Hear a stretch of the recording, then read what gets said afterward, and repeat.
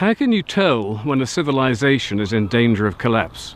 Well, that's easy. It's when every leader of every country that makes up Western civilization no longer accepts reality and deals only in lies and cowardice when presented with genuine danger. In the midst of worldwide Islamic violence, war, terror, torture and rape, we're told Islam is a religion of peace, over and over again. It's a sign of total cowardice to state Islam is peaceful, when it is undoubtedly an ideology of supremacism and war. Islam is the Quran is Muhammad, and Muhammad was a warlord and a murderer.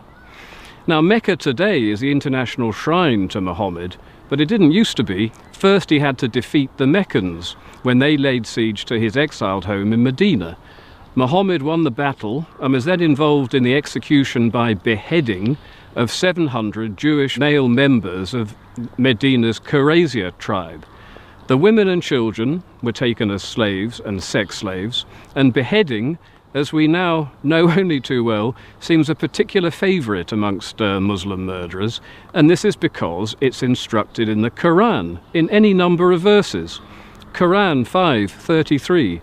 The punishment of those who wage war against Allah and his messenger is execution by beheading or crucifixion, or the cutting off of hands and feet from opposite sides.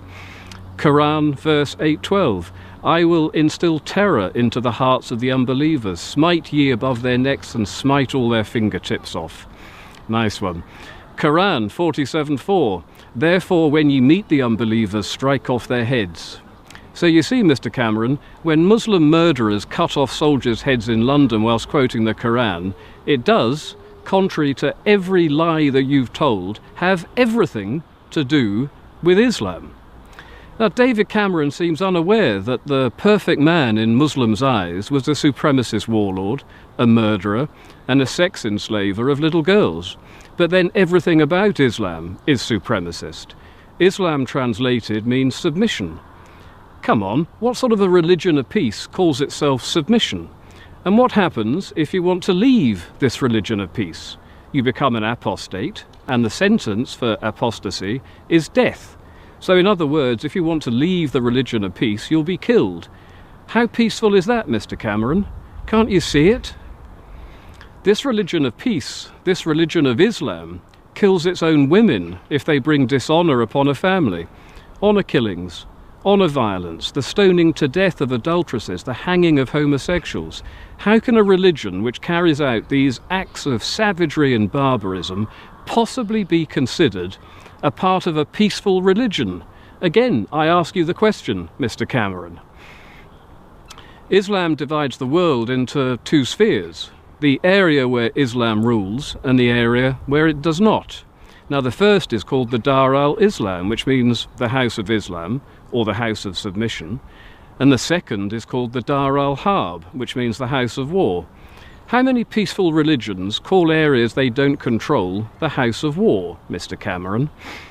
All Western countries with large and growing Muslim populations find themselves, whether they like it or not, in the House of War, which is why, precisely why, our security services are engaged in a constant battle trying to stop the followers of the religion of peace blowing us up on trains, planes and buses.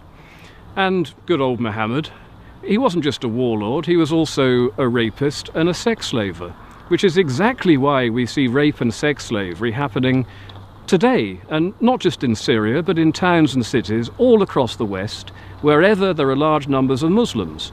Notably Malmö in Sweden, which is now the rape capital of Europe, and the Islamic State, ISIS, Islamic State, is currently, right now today, selling sex slaves in Syria, as are Boko Haram in Nigeria, and Britain has recently passed a new sex slavery bill in an attempt to halt sex slavery in England, which is yet another aspect of cultural enrichment we are supposed to celebrate that we didn't used to have to do before Islam arrived on our shores.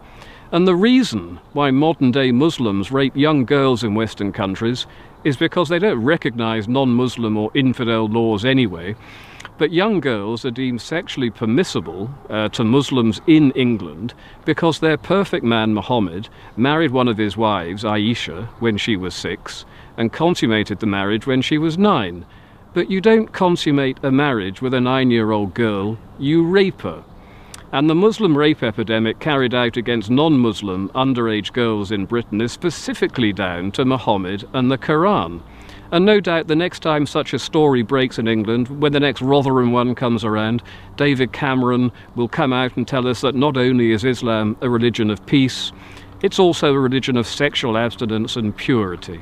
Now come on, Mr. Cameron, enough of your lies and your cowardice. You really can't deny reality any longer.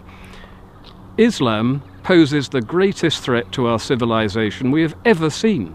And the history of Islam consists of centuries of war against us, against the West.